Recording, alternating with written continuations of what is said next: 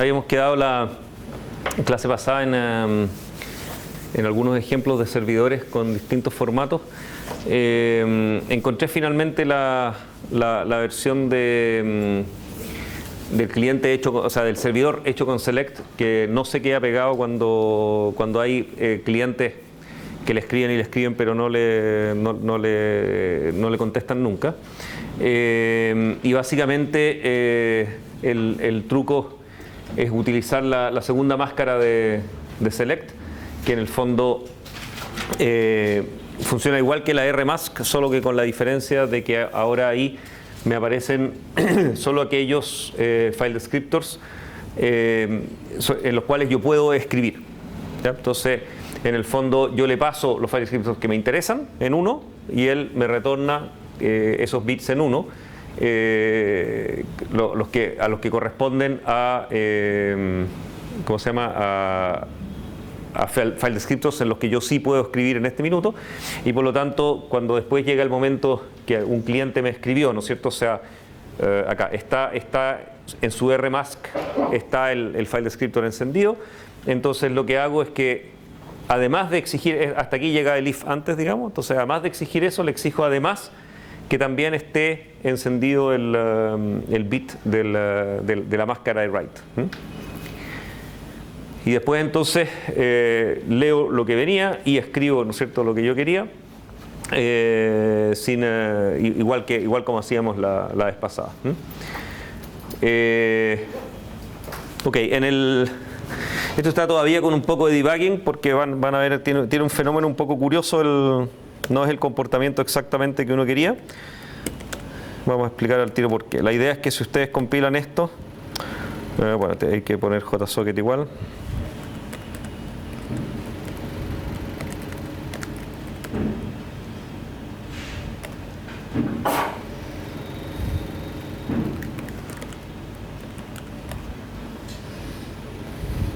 Vamos a necesitar crear un cliente, dejemos un cliente chiquitito por ahí.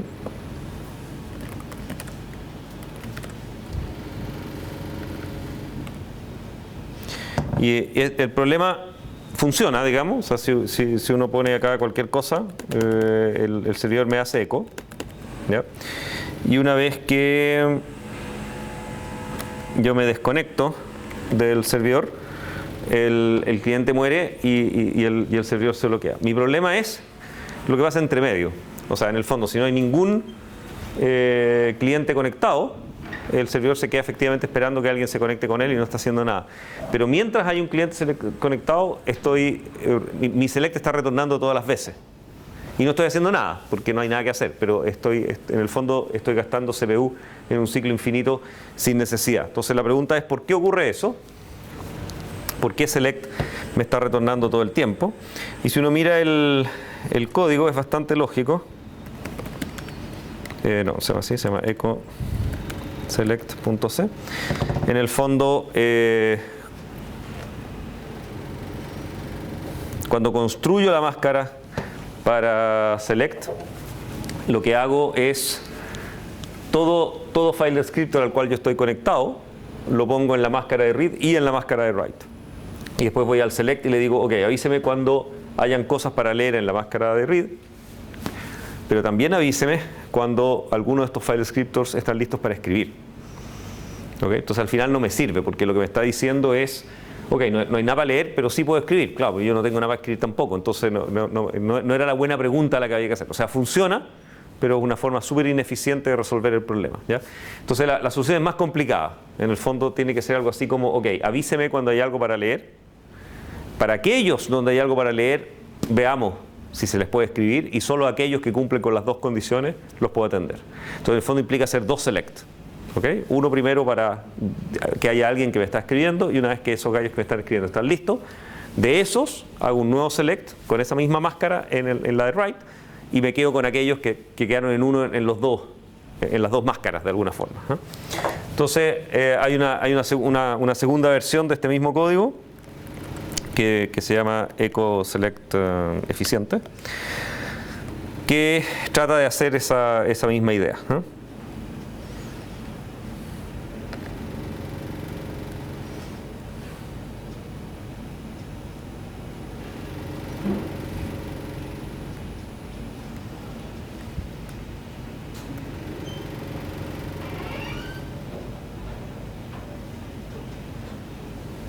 Ahí está. Entonces, en el fondo, este código está un poco más enredado de lo que yo creo que se puede simplificar todavía, pero este por lo menos ya hace lo que uno espera. En el fondo hace lo mismo de antes, digamos, se queda esperando de las máscaras que interesa, se queda bloqueado ahí. Y solo una vez que retorna, me dedico a programar la WMask. Probablemente... Ok, sí, probablemente uno podría hacerlo más simple y simplemente usar la misma RMask, copiarla a WMask y haber usado solo mirar aquellos que sé que tienen cosas para mí y no tener, porque aquí lo reprogramo entero de nuevo, digamos, ¿eh? Pero tratar de hacer una versión más simplificada para dejárselas publicadas. Pero si se fijan, la única solución posible es hacer dos selects.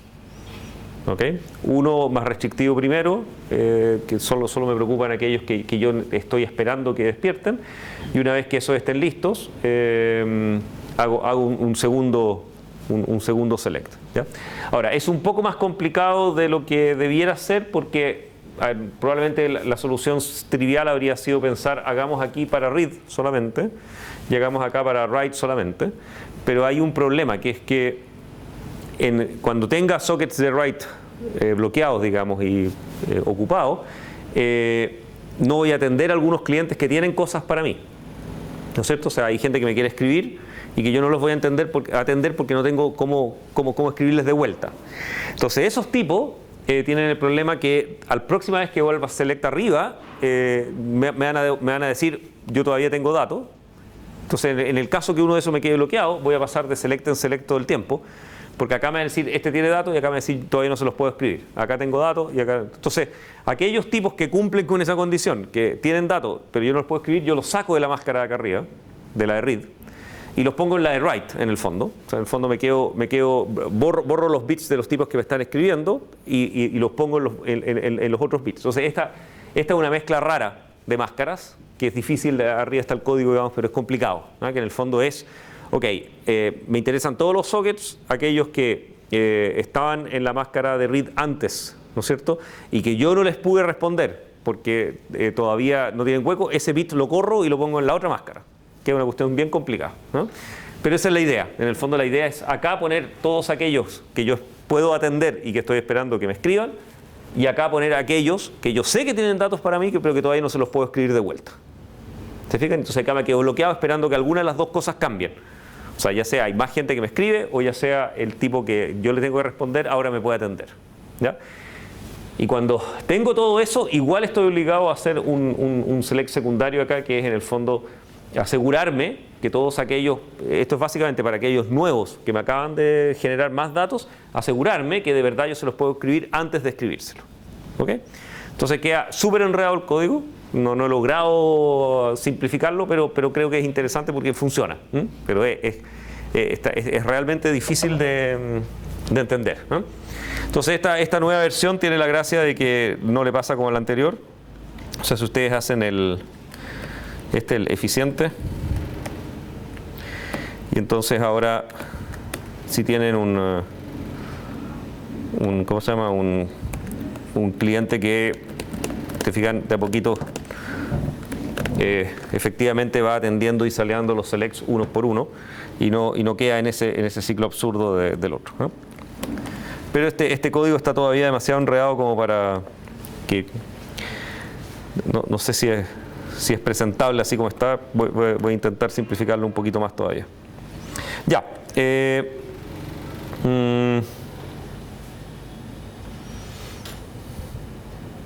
El otro y el último clásico ejemplo de servidor, que no tengo un ejemplo compilable y que funcione y que uno pueda probar, pero es muy interesante, fue porque un bonito ejercicio, digamos, fue la idea de que en algún minuto Unix se dio cuenta que por cada nuevo servicio que inventaban, que el computador podía proveer, tenía que crear un servidor. El servidor creaba su socket y esperaba que la gente se conectara con él. Y había una enorme cantidad de esos servidores que nunca hacían nada más en su vida, ¿no es cierto? O sea, yo tenía 10.000 cosas de estas dando vuelta y el tipo está esperando porque es un servicio que oficialmente mi computador debiera dar, pero hay tantos de esos hoy en día que en realidad está lleno de servidores de estos que nadie usa. ¿Okay? Entonces, uno está ocupando recursos estúpidamente, digamos, en el lado de identificador de proceso, algo que está corriendo que eventualmente ocupa memoria, ocupa espacio en disco, ocupa todo tipo de recursos, cuando no había necesidad de hacerlo. Y entonces se les ocurrió, bueno, todo esto fue inventado además en una época en que los recursos eran más escasos que hoy día. Entonces les ocurrió el hacer una especie de super servidor, que era más, por supuesto, era un servidor configurable, que representara todos estos tipos. Entonces la idea del super servidor, que en general se llama el Internet Daemon, hoy día creo que se llama XINETD, digamos, pero es un servidor que todavía corre porque es bien útil. La idea del Internet Daemon es que abre todos los sockets que corresponden a estos mismos servidores, ¿ok? Y les hace bind a todos los ports que correspondía a todos esos servicios, pero él se queda esperando que un cliente se conecte, ¿ok? Entonces lo que tiene que hacer él es una especie de accept genérico para todos estos tipos. Y cuando alguien se conecta en uno de estos sockets, ¿no es cierto? O sea, llegó un cliente que se conectó en el port número algo, ¿ya? Lo que él hace es, mirar ese port, ver a qué servidor de verdad, porque él es como un proxy, ¿no es cierto? Un representante, nomás él no hace ninguna cosa. Entonces tiene un archivo de configuración donde en el fondo dice algo así como, port, y acá tiene un path name, ¿no es cierto? Un archivo que es el verdadero código ejecutable del servidor de ese demonio, ¿no es cierto? Entonces, cuando alguien se conecta en el tipo busca port en la tabla y lo que hace es un fork y un exec de path name, ¿no es cierto? Y el socket conectado queda conectado a path name. ¿Cómo hace eso? En el fondo lo que hace es que la entrada y salida estándar de este proceso queda conectado o sea, el 0 y el 1 están conectados al socket, de modo que el tipo mágicamente aparece hablando con un socket ya conectado, ¿ya? Y en general, muchos servidores de Unix hoy día están preparados para funcionar en este esquema, y la regla en general es, si uno les pasa la opción "-d", típicamente es, dejen ver si soy coherente con ello, normalmente con la opción "-d" significa que él acepte, aquí no lo puse, lo vamos a poner, típicamente uno le pasa una opción acá, ¿no? Pongámosle "-d", con lo cual significa que este ejecutable él sabe que él es un servidor, pero que no tiene que crear los sockets, hacer bind ni hacer nada de eso, sino que tiene que simplemente leer y escribir en su entrada estándar, porque ahí ya está conectado a un cliente, ¿ya? Y en cambio, y eso me permite reutilizar todo el código, ¿no es cierto? Porque en el fondo pathname, si no viene con la opción "-d", bueno, crea su socket, hace accept y bind, etc., ¿no? Y él se encargará de atender a los clientes como él quiera. Entonces me permite tener una especie de administración de los clientes a mi manera, poder atender montones de ports sin tener que crear más procesos asociados a cada uno. Y finalmente, creo que como un ejercicio del curso es entretenido, porque en el fondo uno usa sockets, ¿no es cierto? Uno para seleccionar entre todos estos, al final no me queda más que usar select, porque es la forma que tengo de atender montones de file descriptors a la vez, y en este caso queda simple, o sea, en este caso de verdad es una buena idea. Y por otro lado, fork, exec, redirección de entrada, salida, o sea, las tiene todas. Usa como toda la parafernalia que hemos aprendido a lo largo del curso. Ahora, no tengo un ejemplo funcional de esto porque es más difícil de escribir, pero esta es más o menos la idea genérica. Creo que está sacado de algún control que les pregunté alguna vez. Entonces la idea es, suponiendo que ustedes tienen una estructura de datos, un arreglo de servidores, donde tenemos el campo port y el campo pathname, el /bin no sé qué del servidor, ¿no es cierto?, que corresponde, y que está inicializado, digamos, en alguna parte. Entonces la idea es que, si yo recibo eso como argumento, entonces en el fondo mi ciclo lo que hace es, recorrer el arreglo, por cada uno de los ports que aparece en la tabla, creo un socket y le hago bind. Reescribamos esto con la nueva API al tiro, para que no digan que estamos muy viejos. Entonces esto sería ahí.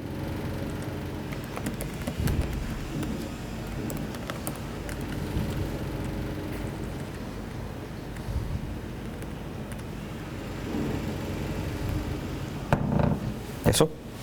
Entonces en el fondo lo que hacemos es por cada número de port que existe, lo que vamos a hacer es usar... y además está malo esto.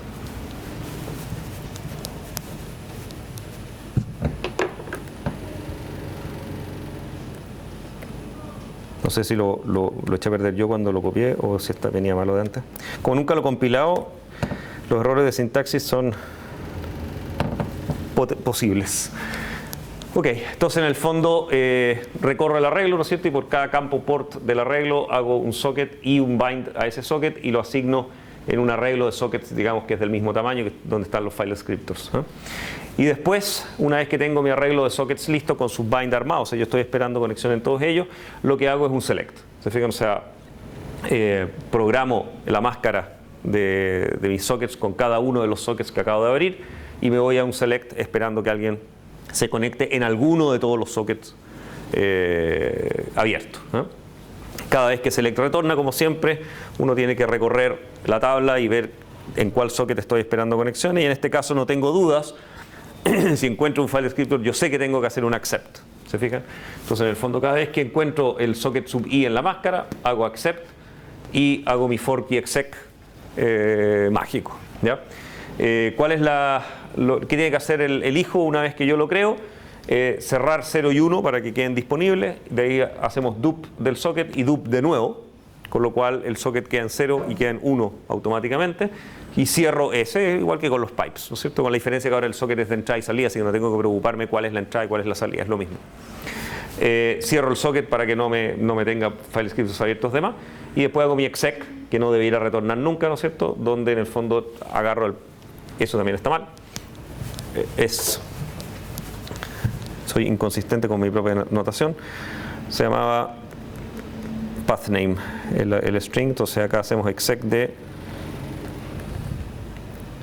aquí punto pathname y acá le podemos poner lo mismo. Le paso la opción "-d" para mostrarle que es un servidor conectado en su entrada y salida estándar, y exec no debería retornar nunca. ¿Ok? El padre lo único que tiene que hacer es cerrar el socket, porque es el hijo el que se va a encargar de ese socket, y volver a hacer su select. ¿Ok? ¿Qué más me falta por hacer? Este super demonio debiera tener ¿cómo se llama? Un signal, seek child, etcétera, para esperar la muerte de sus hijos, porque este es un clásico demonio que va a estar creando servidores y los servidores van a estar muriendo y él no va a morir durante mucho tiempo y por lo tanto él tiene que estar enterrando a sus hijos, o si no nos vamos a llenar de procesos zombies en el sistema. ¿Ok? Fuera de eso, el código funciona y está en buen estado.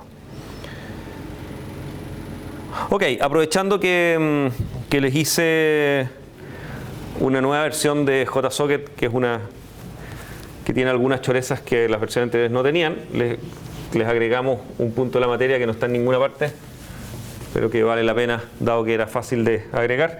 Existe hasta aquí lo que hemos visto son sockets TCP,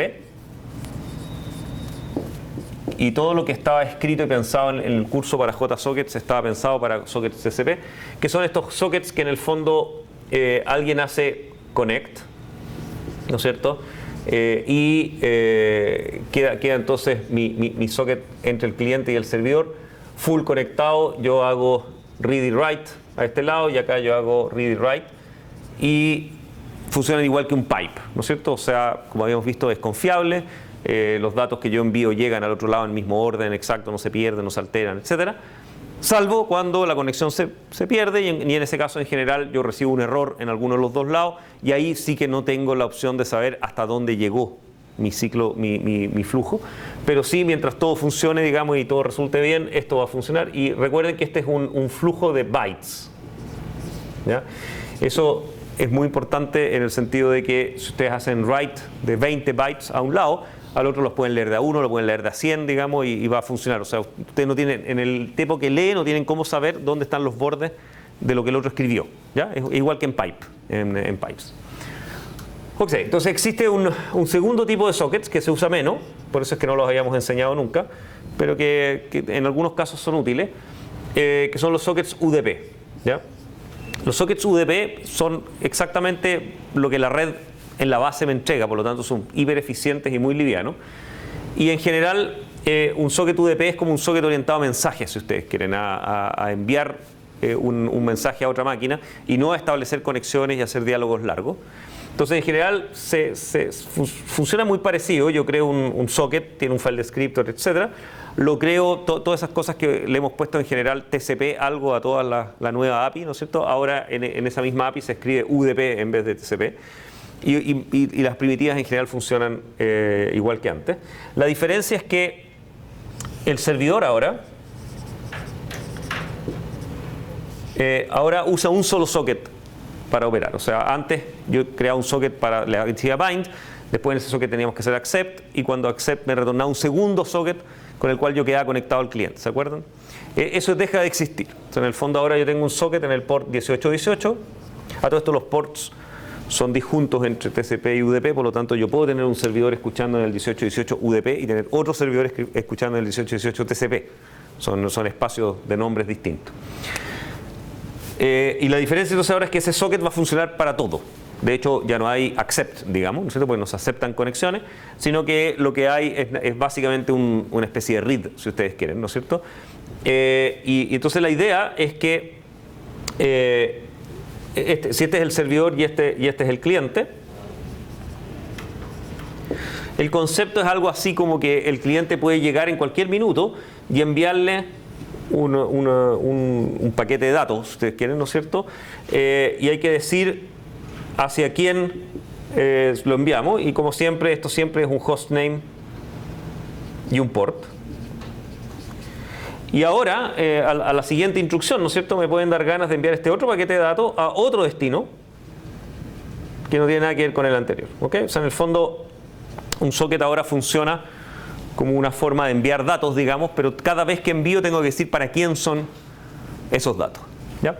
Y en el receptor pasa un poco lo mismo. Yo estoy acá en mi port 1818 y me llega un paquete de datos, y entonces yo puedo, en general acá se usa una primitiva que se llama send to, y acá se usa una primitiva que se llama receive from.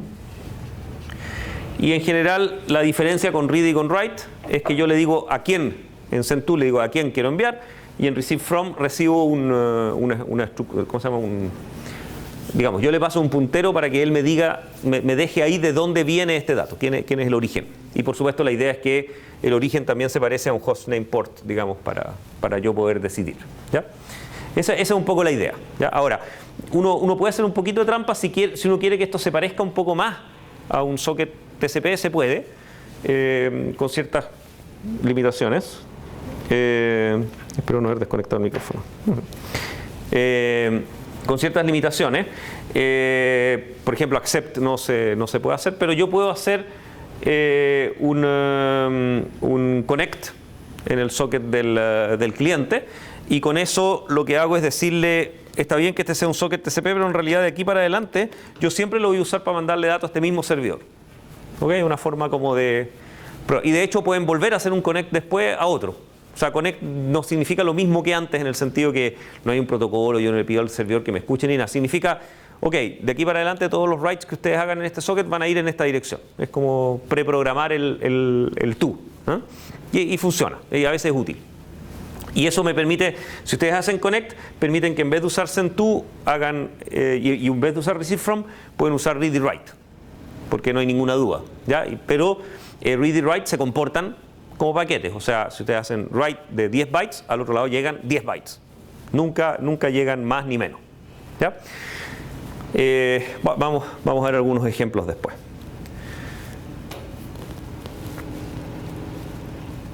Ok,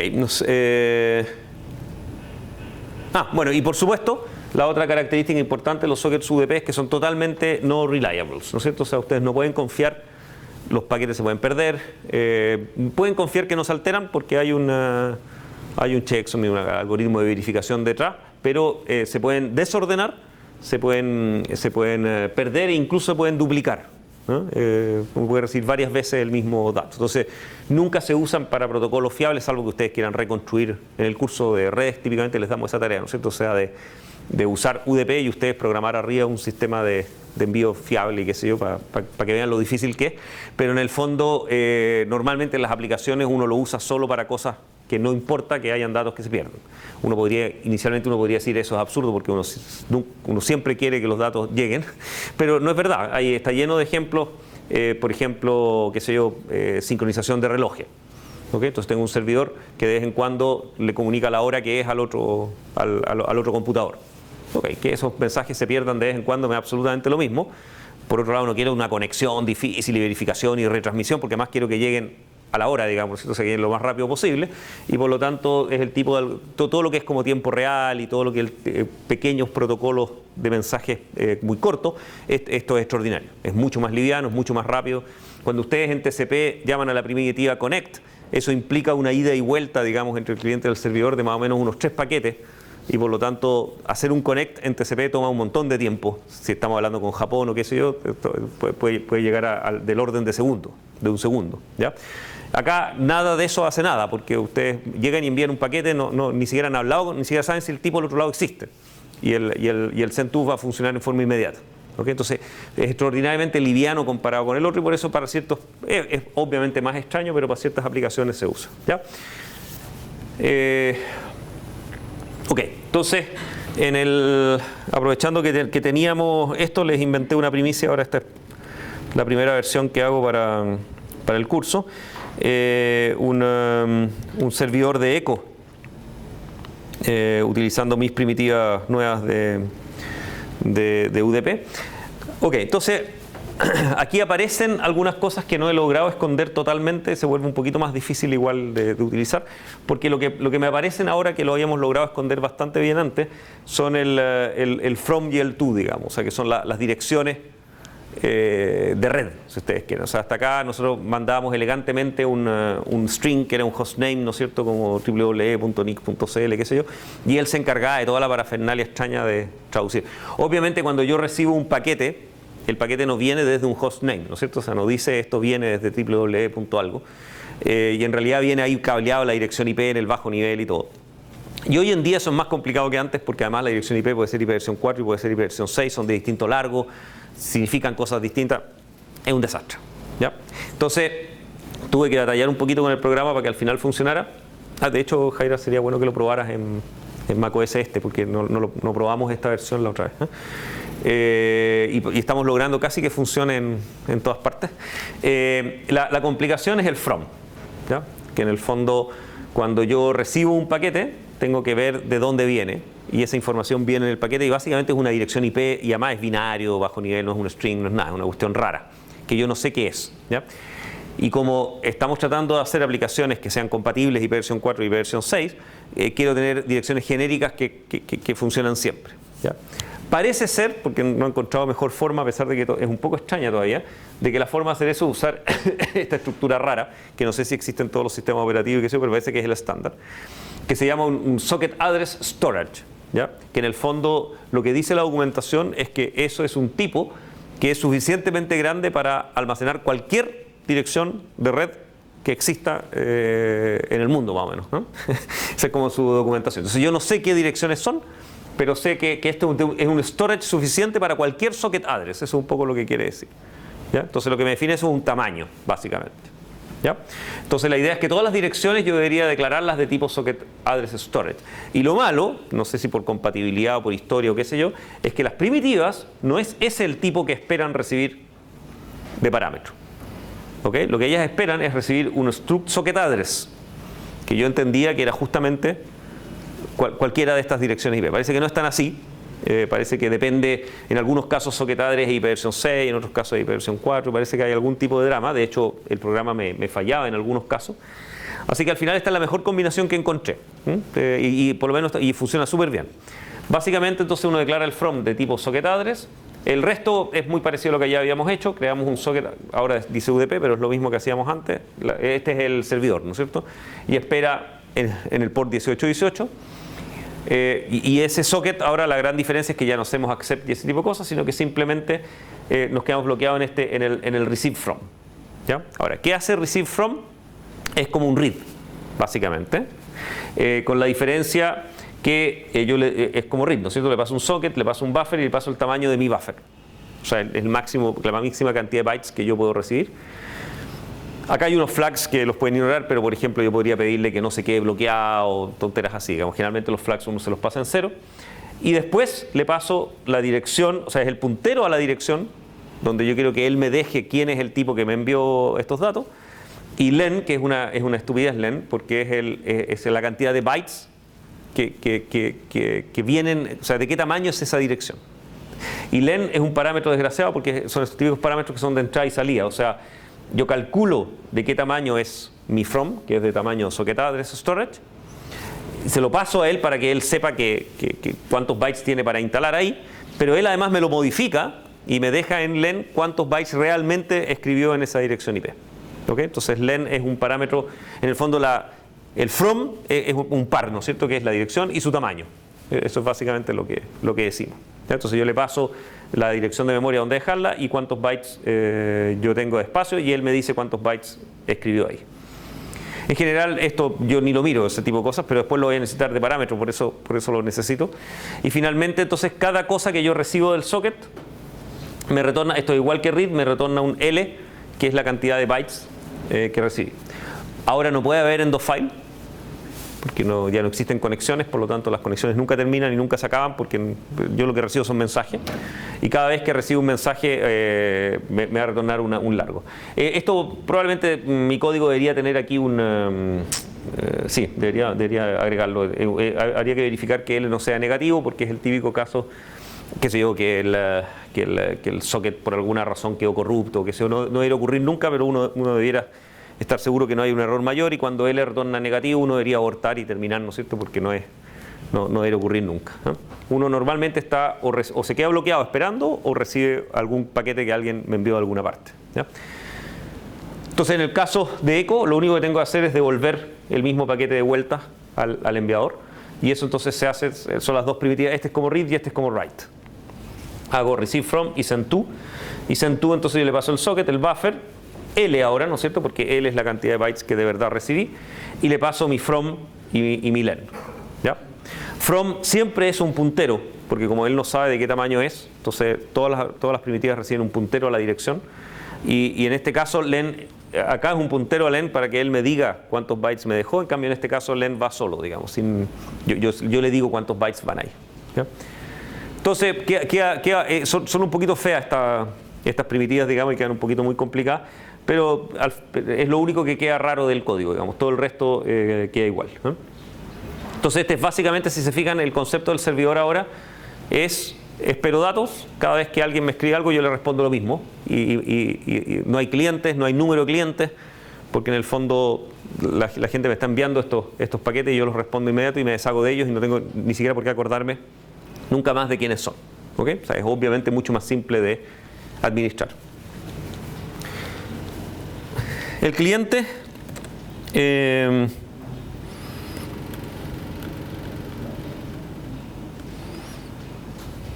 no se llama así. Ese. El